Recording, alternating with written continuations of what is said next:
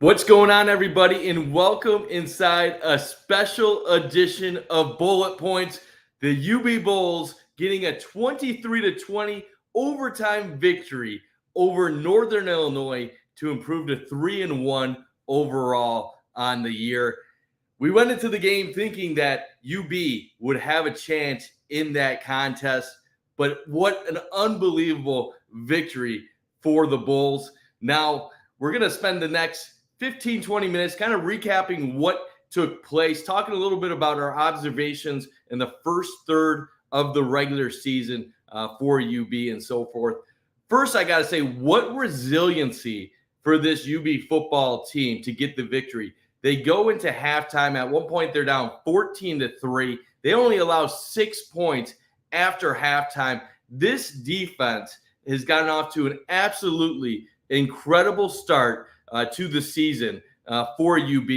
And I can go over a million names. We're going to talk about Sean Dolak, Marquise Cooper. There's obviously Fuqua, the safety. There's a lot of guys. Red Murdoch. We can talk on and on and on about the different guys on this UB defense that stepped up. First off, let's just talk about how they got it done. So first half, a little bit of a slow start. Northern Illinois was moving the ball, but they weren't unbelievable at doing so. But the Bulls offense really struggled in the first half. They had 17 rushing yards on 16 carries, 1.1 yards per carry. And then you look at passing the ball, really struggling to get things going. I think the play that really changed the entire outlook of this ball game was when CJ Agbana found Victor Snow for a 47-yard touchdown connection. Agbana throwing it deep. The ball was into double coverage, and somehow Victor Snow comes down with it. He has had an absolutely a great start to this season for the speedy wideout. And that catch, I don't know if it was in any highlight reels or any SportsCenter top 10, one of the best catches you'll see by anyone in college football the entire season. A great play by Snow. And then you really, it's the defense that kept giving the Bulls opportunities. LJ Henderson and the Bulls just kept pounding the rock. Even when they weren't having success, they stuck with it. They kept running the ball. And eventually he breaks free for a touchdown on a 3rd and long to tie the game at 17-17. Got to talk about Belafonte, the kicker for UB. He didn't even start the year as their starting kicker. Takes over the role last week at UMass, does well, keeps the job. And then in this game, kicks a 42-yarder and then a game-winning 37-yarder. Such poise in big moments to make those kicks. A 37-yarder for a college kicker is far from a gimme when you're talking about this level. And obviously comes up big and gets the victory for UB. But what this game was all about was the tremendous play of the Bulls defense. We're going to start out with Sean Dolak. He might be one of the best linebackers in the country at the current moment. I believe he should be considered for being an All-American at the end of the year, because if you look at his stats through 4 games alone, it's unbelievable. But yesterday afternoon against NIU, 19 tackles, 4.5 tackles for loss, a big interception to end an NIU drive. On the season, 62 tackles, 9.5 tackles for loss, 2 sacks, 2 interceptions. Like this guy is on pace for over 180 tackles this year, near over 27 tackles for loss, 6 interceptions, 6 sacks. Like this guy is a freak athlete. Everybody's talked about the UB Bulls that have made it onto the Bills in recent years. This is a guy that has a shot, a realistic shot at going to the NFL, depending on how he tests. And the one thing I got to say is Dolak is always in the right spots, making the right plays. He can get in the backfield. He can stay in coverage. The 2 interceptions have been huge this year. So he is a very versatile linebacker.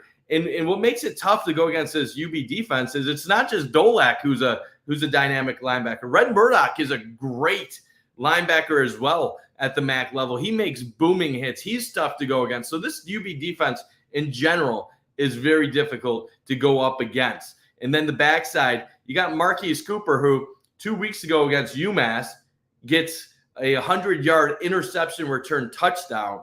And then yesterday blocks the kick in overtime to basically set up the UB offense to where they can win the game with a field goal in overtime. So props to all of them for stepping up, making big plays, and finding a way to get UB their second win in program history over a ranked opponent. The line for this game was Northern Illinois by 12. Before the game, me, Zach Sheldon, on our pregame show on Wednesday, we said we thought that UB had a realistic chance at being competitive in this ballgame. We both picked UB to lose, and in hindsight, I wish we would have picked wins, but Zach had picked a 24-20 game, and then myself, I picked Northern Illinois to win 24-17. So we both thought it was a game that would be competitive, that would go down to the wire. We thought that UB had an opportunity to pull out a victory. Now, there's a few factors that are combined in this. Is Northern Illinois really the 23rd best team in the country? Probably not. Like, if we're being real, they had a great win over Notre Dame, but they had a bye week, and normally you come back down to earth a little bit. They went 7-6 last year. They're a very good team, but are they one of the top 25 teams in the country? I don't think so. Toledo had a similar thing happen to them where they defeated Mississippi State last week. Then they come back and they lose to Western Kentucky. So this isn't uncommon territory. What I think is the really encouraging thing, if you're a UB fan, is this is just year one of the Pete Lembo era. So I've been talking since he was hired, how things just felt different. Lembo, I was excited about the hire. I liked his experience at places like Ball State, Elon, Lehigh. He's been coaching as a head coach for over a decade. So he knows how to run a program. He knows how to do things the right way. And then even when he left Ball State, he had plenty of experience at big schools, including South Carolina, where he continued to really see the top level of college football. Him coming to UB, I thought, was going to fix the issues that they've had in recent years, where they really were mismanaged by Maurice Linguist. And there wasn't really a great culture within the school with their football program in recent years. So fast forward to what happened this spring and then this summer. The vibes were much stronger surrounding this team. You could feel the positivity. You could see that they were developing people the right way, correcting mistakes, but not being afraid to make mistakes. Be putting people in positions where they can learn from what they're doing out there in the practice field. In previous years, there's a little bit of a culture of fear, where there's fear of being ridiculed, fear of punishment and consequences, and not really that open relationship building that you need to take your football team to the next level. What I've been told by players and different people within UB is the entire culture flipped the moment that Pete Lembo took over. And CJ Agbana is one of the perfect examples of that culture shift. Last year, primarily used as a runner when he entered games, wasn't really even given the opportunity to try to throw the ball. And you look at what happened this offseason. What has changed with CJ Agbana? Well, Pete Lembo during spring ball and during August practice basically would put him in situations where he had to throw the ball. He had to test himself out, build his confidence. And you know what? It wasn't perfect. There were mistakes. There was interceptions. There were some ugly passes at times. But you know what? It built up the confidence in CJ that he can excel as a starting quarterback at the D1 level. Now, is he going to be a superstar this year? Probably not. Is the UB offense going to suddenly go from being mediocre last year to being very good this year? Probably not. But they are making plays. And when you have a defense as good as the Bulls defense, sometimes you just need 20 to 24 points to win these ball games. And that's what we found out yesterday is this defense can hold up enough, and this offense has the ability to make that play here or there. Now, you need the running game to improve. You need the passing game to get a little bit more consistent. They ended the day with 184 total yards, 107 in the air, and then 77 on the ground. That's not going to get it done against most teams, especially teams at the top of the MAC. But it's a credit to the defense. Now, NIU finished the game with 359 total yards, 194 in there, 165 rushing. But it never felt like they were in total control offensively. Their star running back, Ontario Brown, who had just gone off against Notre Dame for over 200 yards, I believe 225 total yards. He had only 73 yards rushing on 24 carries, had 2 touchdowns. And then in the passing game, 3 catches for 22 yards. So UB held him to 95 yards. That's a fantastic effort by the defense overall. Ethan Hampton throwing the ball, held to 194 yards and an interception on 43 attempts. So this UB defense, they let NIU get some yardage, but they clamped down when they needed to. And I'll say, I said it once, I'll say it again. I think this Bulls defense is one of the top defenses in the Mid-American Conference. They are right up there with Miami, Ohio, and NIU. I think this defense can do well against basically anyone in the conference. They struggled against Missouri. Everyone's going to struggle against Missouri. They're a top 10 team, an SEC team. Game was played on the road. Like that's a tough matchup. But against most teams, you're going to see this UB defense do pretty well. Now, last year, there was only, I believe, one conference game in which UB allowed more than 24 points. So really, it was the offense that held them back last year. Now we're starting to see, with a more confident offense, this is a UB team that now at this point, I'm expecting them to make a bowl game this year. You are at 3-1 through 4 games. 6 wins get you a bowl. This team should go bowling this year, especially with the remaining schedule. My big question now is this a team that can be an outside possibility of being a contender in the MAC? Do they have a chance to maybe go to a MAC championship? I don't know if I'm at that point yet. At the beginning of the year, I would have said Toledo and Miami were the 2 favorites. Miami's had a tough schedule so far. We haven't seen them in MAC play yet. So I still think Miami might be a strong team despite their 0-3 record. Toledo definitely still looks strong. NIU is another team that's in contention, and Bowling Green has looked really solid against top-tier competition, including Penn State and Texas A&M. So I think that's your 4 teams that you're really competing with to try to get to a MAC championship now that there are no divisions in the Mid-American Conference anymore. No more MAC East, MAC West. So it's a little bit more difficult road for UB since the East was the much weaker of the 2 divisions in recent years. But I do think there's a path. First of all, let's first start off with UConn this week. The Bulls are taking on a not-so-great UConn team. The Huskies might be another Huskies. It is kind of funny, Huskies back-to-back weeks. But UConn might be a slight favorite at home. But this is a game that could definitely go either way. If UB gets to 4-1, it's going to build some huge momentum for the Bulls heading into the brunt of conference play going forward. And I'm excited about the possibilities of this team. I would say before the year, I thought maybe 5 or 6 wins would be on maybe a little bit of the high side of what I thought was possible.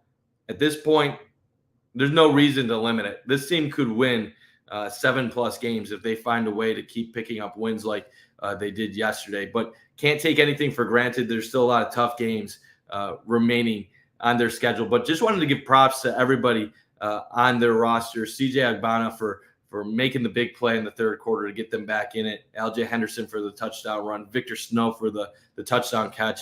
I know the offensive line had their struggles early, but to open a hole for LJ Henderson to tie the game in the fourth quarter, they were poised. They never panicked. They found a way to close the ball game, and then we could go on and on and on and on and on about the defense. But Sean Dolak, all these guys, unbelievable, and just got to keep it up. That's all you can really say with this team. They just have to keep it up at this point going forward. And the last thing I really want to say while talking to all of you here is that it's about time that the Buffalo community, and I'm not talking about people that are part of UB football or the UB athletic department. I'm talking like the general Buffalo sports fan, your average Buffalo sports fan, your normal Western New Yorker who watches sports. It's about time that they start putting some respect on the UB name and the UB Bulls athletics department, and especially right now, the football program, because this is a team that went from back in the day in the early 2000s to being a laughing stock to a team that has now had success in their past. They have won bowl games. They have had a top 25 appearance. They have now beaten multiple top 25 teams in the program history. They have developed several NFL players. They might never be a prominent program in college football, one that plays in a conference like the Big Ten or the ACC or the SEC or anything like that. But the MAC is a good conference. It is still Division I. They still produce NFL talent. They produce guys that go on to the next level. And it is still a high quality product, regardless of what people's perceptions are of it. There are 3 UB players on the Buffalo Bills right now. 2 of them, which have made big impacts in games this season already, with Jamarcus Ingram getting 2 interceptions against the Dolphins, a game-ending breakup against the Cardinals week 1. You have Cam Lewis, who fills in as a starter when Taron Johnson is down. He can make plays. He has been in the league now, I believe, 6 years. Joe Andreessen making the team as a UDFA, who was a rookie tryout player, to now being on the Bills' 53-man roster as a rookie. Then you continue forward. There's other guys still in the league. You still have Khalil Mack, who's going to be a Hall of Famer, 5th overall pick from UB. Jarrett Patterson is still playing in the NFL. Malcolm Kuntz had 8 sacks last year for the Las Vegas Raiders. This is a program that deserves to get some attention in Buffalo. And I'm tired of everyone just saying this is just a pro sports town. We're not a town that embraces the colleges as much. Like, I get it. Like, the Bills and Sabres are always going to be heavy number 1 and 2 in this community. But you know what? There's plenty of cities across the country that have pro sports and college sports and continue to support the college sports. And they're not making excuses by saying we have pro sports. There's bigger cities than Buffalo that support college sports. There's cities much bigger than Buffalo that support college sports. And it's not that there's a million things to do in Buffalo, so we can't pay attention to UB football. There's not a million things going on in Buffalo. We have time to give support to UB. And it's just the amount of excuses are kind of wearing thin on me. In the past, we've heard people say the talent level's not there. Then we've heard people say they don't win. Well, they have won. And when they were 6-1 in 2020 during the COVID year, guess what? They played Coastal Carolina the next year, and barely anybody went to the game. And Coastal Carolina was a ranked top 25 team. So I get it. They don't bring in many big name opponents. They play in the MAC. They don't have a ton of history and tradition, but we need to show some support for the UB Bulls in this area. And I think some people would find that it's an enjoyable experience and that it is a lot of fun watching these kids develop and turn into good players, even if the majority of them aren't ever going to go to the next level. So that's a little bit of my little soapbox right there. I'm sorry for going on a rant, but I'll have more on a bunt take later today about it, because I think this team deserves the support, and not just from the community, but also their own student body who showed up well for the first game of the season, but was absent against UMass. These kids, having gotten to know many of them, they deserve much more fans in the stands and people paying attention to them. I know online there's a big boost after the win against NIU, and hopefully they can carry that over into people in the seats at UB Stadium going forward. But we'll wrap it up by saying this. I'm excited about the future of UB football. Pete Lembo was absolutely the perfect hire for this program. He is taking them in a much better direction than where they were headed with Maurice Linguist. This team is buying into what he is saying. They have the talent defensively to execute their vision. Their offense, it might take a year or two for them to catch up to where the defense is to really get them to that next level. But they're finding ways to win games instead of finding ways to lose games like they had in past years. 3-9 last year was a struggle. 7-6 the year before that. 4-8, I believe, before that. This team is starting to do things the way they did under Leipold. And Leipold, it was a fantastic coach, and I think Pete Lembo is more of the mold of that than some of the other coaches that have been at UB in the past. So exciting time. 23-20 overtime win over NIU. Second win over a ranked team in program history. Bulls sitting at 3-1. And we're going to talk more about it this week.